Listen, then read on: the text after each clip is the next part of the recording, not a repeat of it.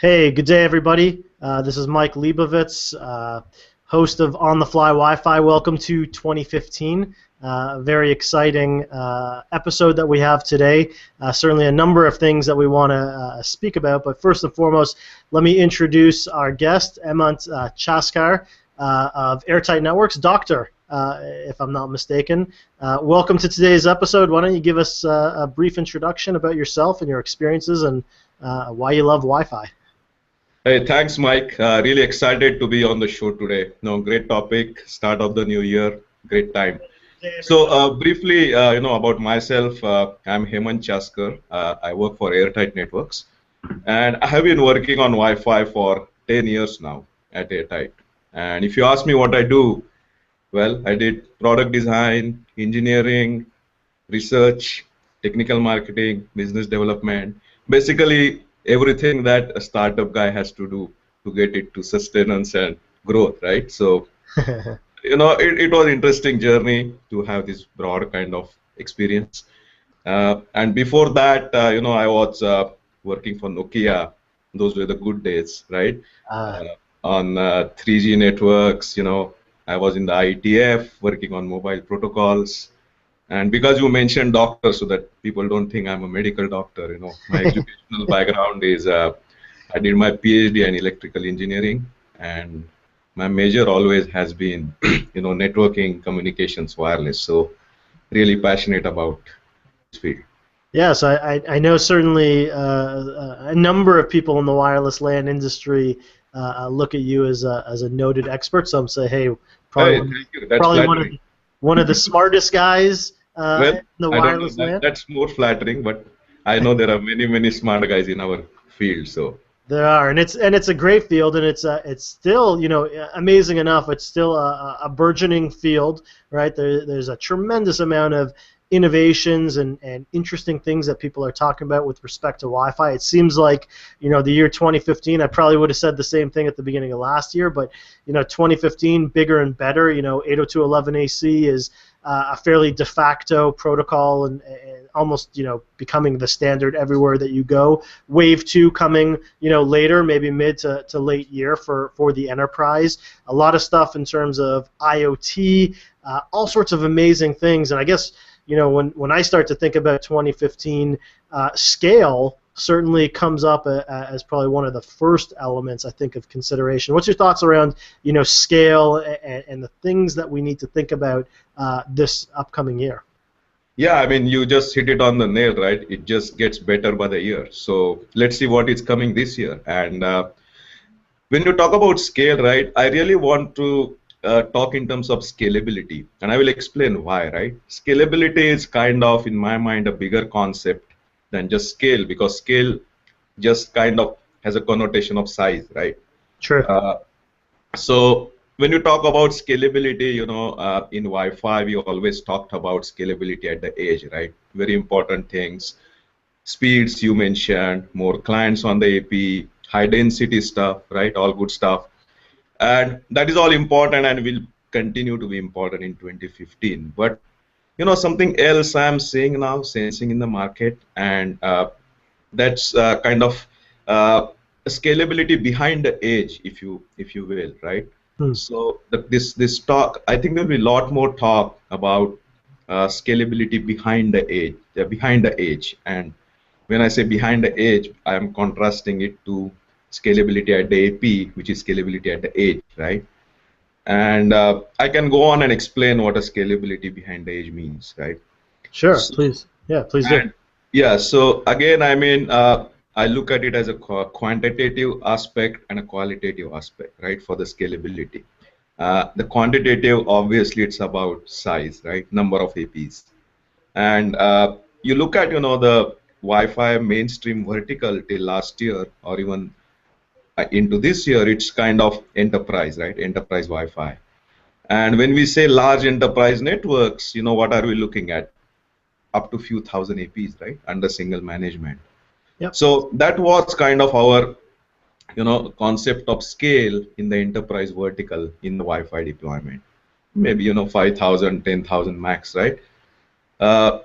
But what you see today is now this tremendous push by ISPs and MSOs, which means mobile telcos, and MSPs getting into Wi-Fi game, and you will really see deployments running into hundreds, thousands, millions, okay, really, and under single management. And then you kind of think, I have to deploy these many APs, configure them, monitor them, troubleshoot, secure, and then you look at this huge size, and then you say, what kind of backend systems will be able to tackle this? So I think there will be a lot of evolution and innovation in these backend systems to kind of manage that scales of hundreds of thousands to millions, right? Yeah. I mean, even it's funny as you mentioned, like the back ends, right, of the network, which sometimes people overlook. But I mean, even at that sort of size, something as simple as DHCP, giving out IP addresses. Yeah. It's we all know that you got to give an IP address to a client for it to bind successfully associated to a network and be able to do anything. But at such large scale, even something as simple as DHCP could be the straw that breaks the camel's back, right? Exactly. And then I kind of also have to emphasize the qualitative aspect, right? Because I kind of give two nuances to scalability, right? Quantitative and qualitative. And what I mean by qualitative, right, is that again I contrast it or compare it to the enterprise vertical. The business models for these new Wi-Fi deployments are really different from what we have come to see in enterprise, right? So some examples, for example, if you look at the ISP trying to deploy a Wi-Fi network, right? Where did these ISPs come from? They come from their home expertise, home Wi-Fi, home service expertise. And their whole business model there has been around, low touch deployment, large volumes, which just keeps running. Yep. And they just, charge fees for that. Now, when they go into Wi-Fi, let's say business services Wi-Fi, right? Again, same scale. What they are trying to do is take this established low-touch home model and migrate it to a bigger kind of domain of business Wi-Fi or public-facing Wi-Fi. So the question really becomes is, will the current backend systems be able to support those kind of business models? You mentioned DHCP, right? If I have 100,000 APs and I get a support call, how are we going to troubleshoot that support call? ISPs hate to get support calls, as you know, right? So they just want to, put that stuff there and it should work. So that aspect, and then in terms of feature set, right? And because we also are going to talk a lot about engagement, if you look at some of these business models, right? Lot of them are rooted in public-facing Wi-Fi. In enterprise, you had guest Wi-Fi as a matter of convenience for visitors. But here, it's a part of business strategy, right? And when it is a part of business strategy, they are going to see how much value they can derive out of this guest Wi-Fi access. And that's where a lot of engagement stuff, the analytics, right? All this stuff comes in. And when it comes in at that level, what you're looking at is the high data set analytics, obviously. You're looking at ability to integrate multiple engagement solutions into the Wi-Fi system. And that's also factors into scalability. That's what I think in this particular vertical. Yeah, I mean it's a really interesting kind of paradigm shift, and actually exactly as you illuminated, where traditionally Wi-Fi has been deployed in the enterprise, whatever your size is, whatever your vertical is, healthcare, education, commercial enterprise, but as a point of doing business or enabling your employees to do their jobs and maybe contractors and guests, where the shift from the service provider, and even I would say enterprises that are deploying in some cases, depending again on the vertical, like stadiums and venues like that, where the Wi-Fi is part of the business strategy, where ultimately, and I think a lot of it, we could talk about consumer loyalty and why people come to certain venues and maybe why they come to a coffee shop versus another one because Wi-Fi is there. And a lot of these concepts around engagement and experience, I wonder if we take a step back for those that aren't familiar, the concept of an engagement platform. So we talk about APs and cloud wireless or controllers and all these elements of infrastructure, but an engagement platform. What does that actually mean? What does that sort of look like from a back end perspective? I mean, great question. And from a business standpoint, like you mentioned, if you look at engagement platform, it's how marketing thinks of Wi-Fi compared to how IT thinks of Wi-Fi, right? Now, you mentioned enterprise, hospitals, all these enterprise deployments. The IT was doing it to enable employees, right? Yep. But when you talk of public-facing Wi-Fi, stadiums, retail, or just the municipal Wi-Fi, right? Wi-Fi is a part of a product. It's not an enabler for employees to do their work. It's their product. That's how the marketing is looking at it. And what they want to do is invite people to connect over it, right? Obviously, everyone wants Wi-Fi. Nobody wants to be without Wi-Fi in any of these venues. So if you are coming in there, they are trying to see, if they can open some communication channel to you. If they can, maybe push your coupon. Maybe they want to enroll you in a loyalty program, right? Or they want to invite you to follow their brand on social media. So this kind of collection of techniques that they would use to have communication with the guest, right? And then offer kind of better experience in terms of couponing or loyalty. That's what the engagement really means in this context. Yeah, it's interesting because I know sometimes the conversation, depending on who you are, your thought around this stuff, sometimes people kind of shift gears and say, look, this company's putting Wi-Fi to monetize and to make money off me, and maybe there's some truths, right, to that element, but I guess conversely, and at least a lot of what I think about, why these things are happening is around personalization of experiences, and not necessarily to have 100 people or 100,000 people in a building and send them all the same coupon, but perhaps be able to give them an experience or engage with them based on who they are. So great examples would be somebody is a season ticket holder. Well, if the team or the venue knows that person comes every single week, that's kind of a different sort of experience and a different engagement that they'd want than someone who's never been there ever before, right? And the same would be true in amusement parks or, wherever, a coffee shop, and being able to give that personalization of, hey, you've never been to my coffee shop, so I want you to have a great experience. Maybe there's free coffee just for coming here. I mean, is that a big thing that maybe people are missing around the personalization of these things? I think so, and like you said, inviting people in. If I am a frequent visitor to some venue, if they tell me that thanks for coming in so frequently, it also, as a visitor, I feel good.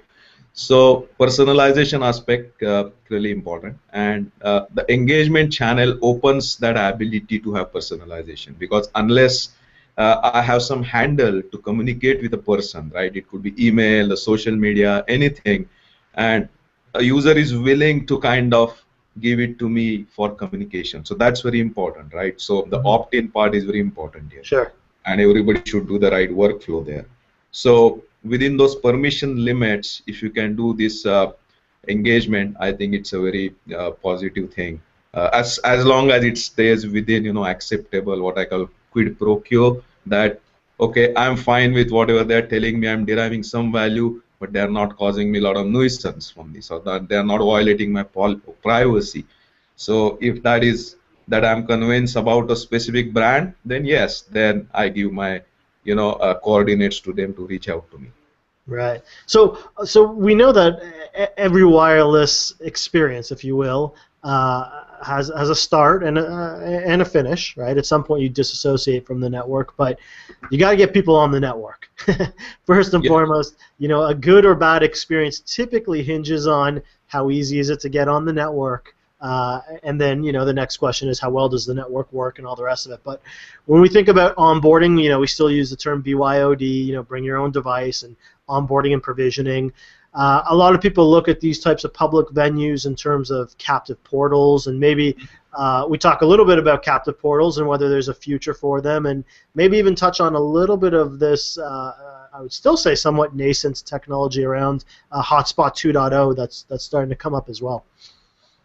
Yeah, so captive portals, right? Love them, hate them. Uh, I think most of the problems caused by captive portals today are because of the client implementations. You know, the client implementations have been really variable in terms of performance on how they react to captive portals, right? Uh, I think, but that kind of is improving and getting standardized. So look at captive portals. I mean, there are two aspects to it. One is enforced by legal because hey, you are coming into my network. Right. I don't want any liabilities. You know, you are onto yourself what you want to do, right? So legal enforces that, and then of course marketing. If it's going to be there for legal reasons, then marketing says, hey, you know, let me talk to my customer over the same platform little bit, right? Let me try to provide some offers or have a communication channel. So you know, captive portals are not going away, unfortunately, in 2015, I think, because the legal is going to veto that and marketing is going to veto that. And but what I see coming is actually changes in terms of how rich they can be, how personalized they can be, how dynamic they can be.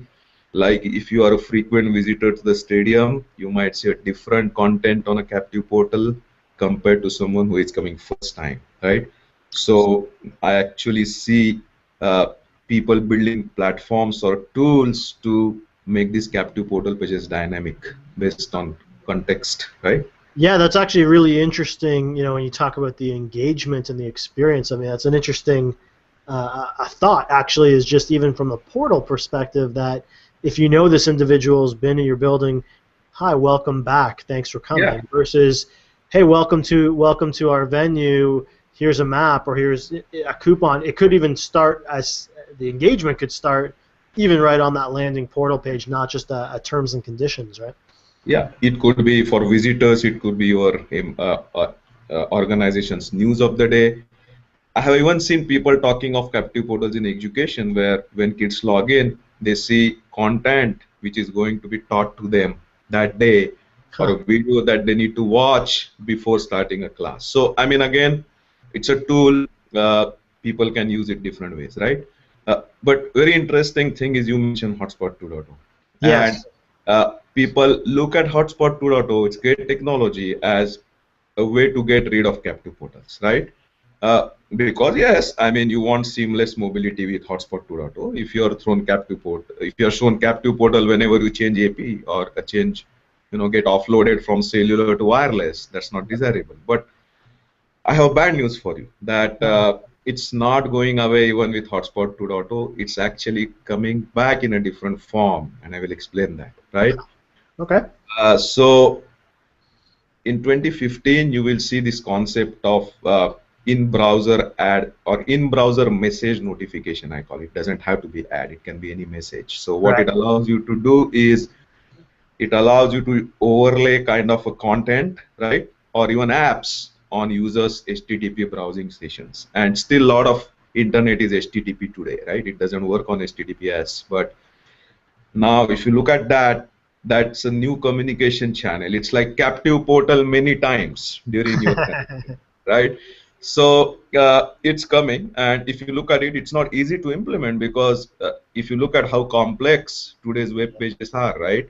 I mean, I did a simple experiment on a news website, and a single load of that page generates 500 plus HTTP requests, right? So when Yeah. you are injecting this ad and trying to make sure, you know, that the ad or message, right? It could also a message. It could be like an airport where you are showing flights arriving, departing, boarding type of messages, right? It could be emergency alert. So it doesn't have to be ad always. So, but when you're thinking of injecting or inserting these into those sessions of such a high volume of HTTP, right?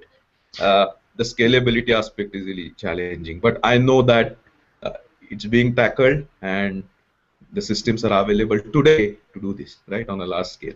Yeah, I mean it's a very, so maybe not everyone's familiar with the in browser. I mean, I think a lot of people call it sort of in browser app, which is kind of trying to emulate a heavyweight or a full application, but Yeah. do it in the browser, kind of more in a lightweight mode, which is a very interesting paradigm shift in terms of, you know, some of these engagement systems, because a lot of them ultimately rely on the user having an app installed on their smartphone, where this new technology is actually probably more likely than not working in line with the traffic. I know there's some that do it out of band, but it's not necessarily as persistent, but allows you to actually insert, not just, as you said, it's not really kind of an advertising thing, it's actually more emulating an app inside of the browser, a very interesting way to communicate and potentially even inform those users out there that there is a full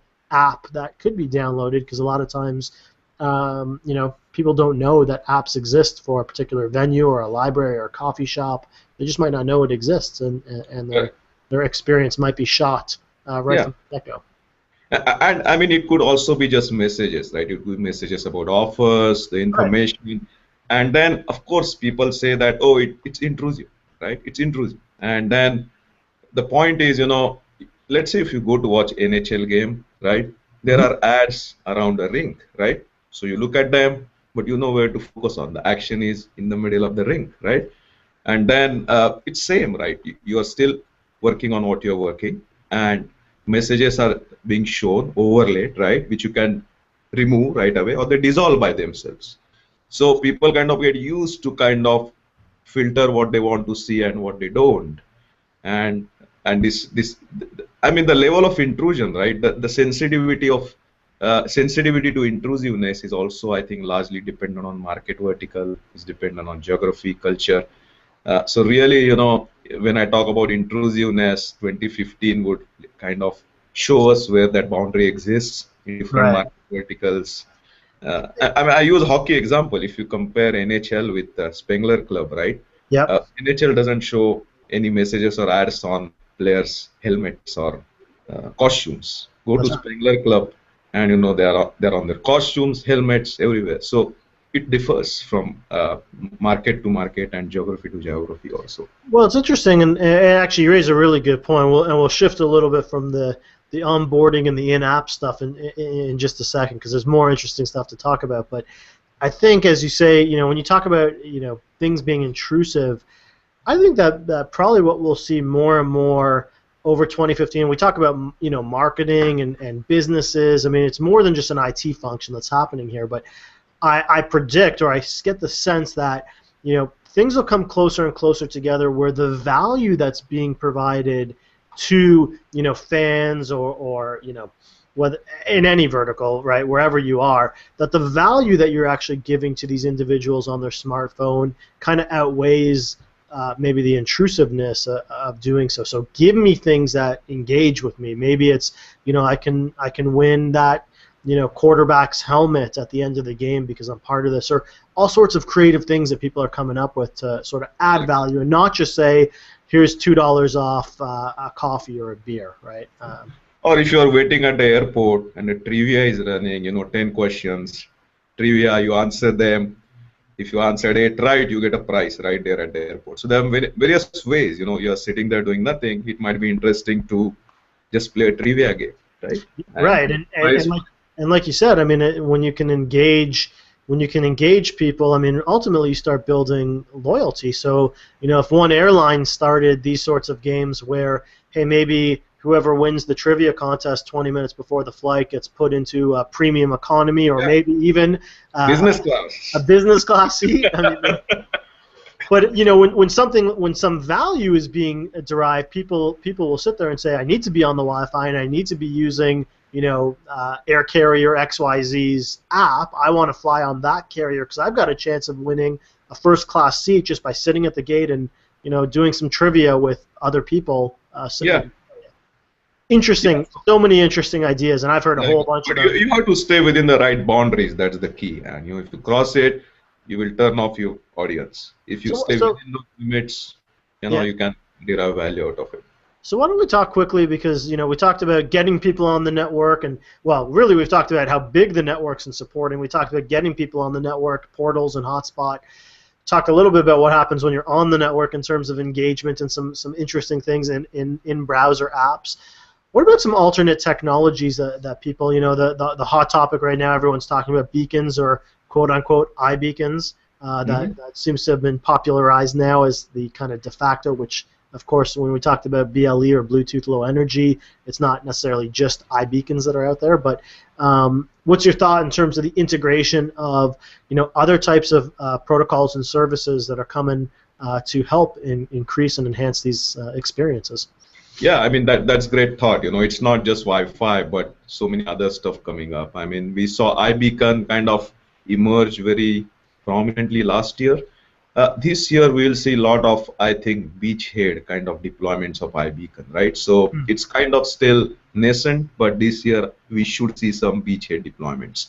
And when you look at iBeacons, right, people look at it as more of a fine-grained location tracking technology, but I think this year mostly they will be zoning-based applications, right? More like doorbell applications. And why I think that is because you could deploy as fine or as dense iBeacon network as you want to be, but what really matters is, again, we go back to these backend systems, what I call an offer layer, right? What is an offer layer? Offer layer is something that receives that trigger from your phone of an event, right, that you are somewhere or close to something, and then pushes some content to you through the right channel. So that offer layer, and to facilitate that offer layer, there has to be kind of policy layer on top of it. I call it the marketing policy, if you will, which has a lot of information about or context about you, where you are, what you want, right, what your history is. Now, these two, right, will really enable, because the engagement or the experience that we are talking about. And I think we are a little bit still not there in terms of building this offer layer or a policy layer to get full kind of potential of iBeacon. But I think that we'll start seeing this year. We focus too much on beacon tags, I think. But at the end of the day, when the deployments go live, the offer layer and policy layers will have to be built. And which it's amazing to me that even as I said before, I mean, Wi-Fi's been around 15 plus years, and the innovation that's still occurring is, at least to me, what keeps me excited every day is something new that comes. And lo and behold, a couple of years ago we thought about Bluetooth. Most people in the Wi-Fi industry thought about it as kind of a nasty potential source of interference. And here we are today saying, hey, how can we put one of these, in our access points, and augment location-based services with these types of technologies, and even some more interesting ones. And recently I've heard of all sorts of Wi-Fi aware is one of the things that the Wi-Fi Alliance is talking about. There's audible things that I've heard in terms of audible communication, literally using different frequencies of sound. All sorts of interesting things. You can talk about point of sale integration. You can talk about surveillance camera analytics, right? Again, you can do it anonymously, like you can identify heads, if you will, and then see how they move. Not faces, okay? I use the word head, not faces. And then these kind of things also happening right around in non-wireless realm also, like POS and surveillance camera pictures. For sure. I mean, so there's still such a huge amount of interesting use cases, potential of these emerging technologies. I mean, we're nowhere near, as mature as Wi-Fi is. I mean, we're nowhere near a mature level where there's still, huge amounts of differentiation between what different vendors are doing, what different wireless LAN vendors are doing, and I still think even huge amounts of variation between what customers, potentially vendor customers and end users, what people are even thinking about. I mean, there's kind of no stop in terms of creativity. As we're getting kind of close to the bottom of the hour here, our 30-minute kind of window, why don't we kind of start wrapping up? I mean, we've hit on some really interesting stuff through this. 2015, the year of scale and experience. Why don't you give us some closing thoughts on perhaps what we should be thinking about, and maybe some of the elements that we should be expecting over the next year? Yeah, that went really fast. I mean, the conversation was so interesting. I did not realize we are at the bottom of the half hour. But, happens every time. Every time. Yeah. I mean, to summarize, right, what we talked about is the new concept of scalability, and in terms of supersizing it and I call supercharging it both, right? Because we talked about just number of APs as well as we talk about supercharging, meaning enabling new business models. We talked about meaningful engagement, and so we talked about that. And then in terms of engagement, what I think whatever happened in 2014 and kind of you can also pitch in will continue to happen or be supercharged in 2015. See, in 2014, what happened in Wi-Fi stayed in Wi-Fi, if you want to call it that way. Yeah. But with this integration possibilities you just mentioned, right? Unless it comes to like a centralized CRM platform, a CRM, the customer relation management platform, right, through some APIs, high transaction, high performance APIs, its full potential is not going to be tapped. So we will see that happening, not just integrating into Wi-Fi, but integrating other technologies to correlate this information, right? And I think the monetization aspect, the intrusiveness aspect, they're important aspects, but I think they're natural equilibrium for both of them. I mean, monetization, think about the whole internet economy is based on monetization of digital engagement, right? Search tools, social media, email, everything monetizes your engagement with them through analytics or ads.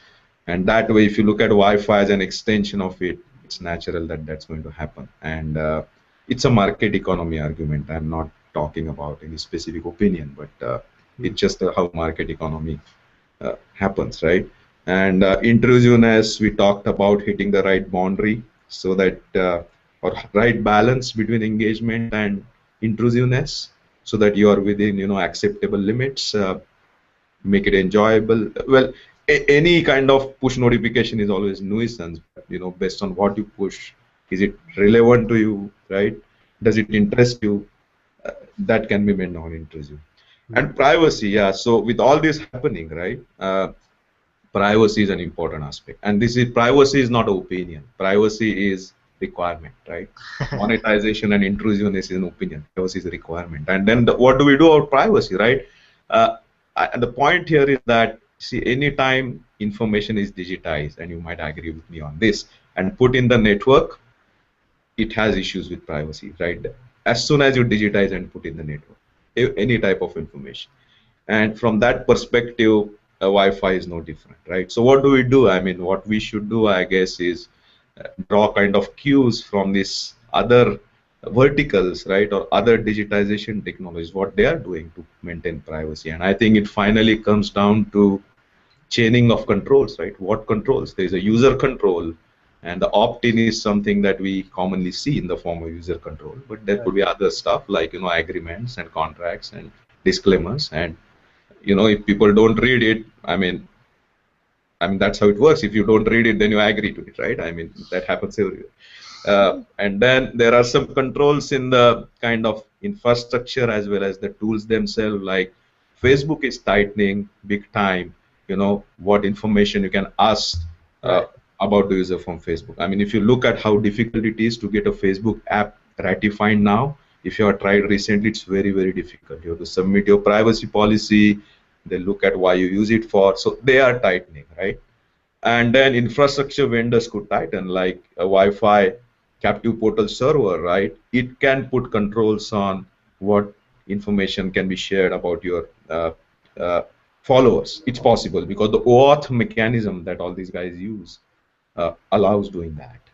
And at the end of the day, there is always a policy and a legal whip, right? I mean, the policy and legal whip, the compliance whip, that also cracks big time and hopefully keeps bad elements out of it, right? Or at least creates a big deterrent. So I think that's an important requirement, privacy, and we have to address it using how it is done in other domains, I guess.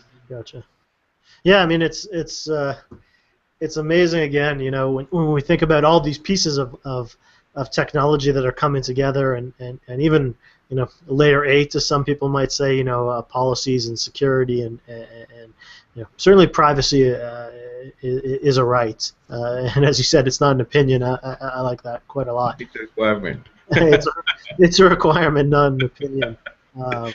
2015 certainly is set to push the boundaries, and without any question, we'll see huge levels of innovation and interesting things that different companies and maybe even companies that don't exist yet today that might show up with interesting business models and new approaches, not necessarily just to deploy Wi-Fi, but to offer new types of experiences, new types of engagement, and really change the course, perhaps, of how we think about Wi-Fi and how it's deployed. So, with all that said, and I'm sure the two of us could probably speak for a very long time. I probably should end. At some point, we have to get to the end. But today's been an excellent conversation, super interesting. I certainly appreciate your time. Again, we have Dr. Hemant Chaskar from VP of Airtight Networks, and certainly appreciates your time for joining us today. Yeah. Hey, thank you, Mike. Thanks for hosting the great show, and I always enjoyed all your episodes. So I will keep coming back to your site. Please keep coming back and bring a friend. All right, with that, I'm going to sign us off. Again, I appreciate everybody's time to watch, and if you got any feedback or comments, please send them through. You can just tweet at us and let us know what you think. Thanks a lot, everyone. Have a great day. Yeah, have a good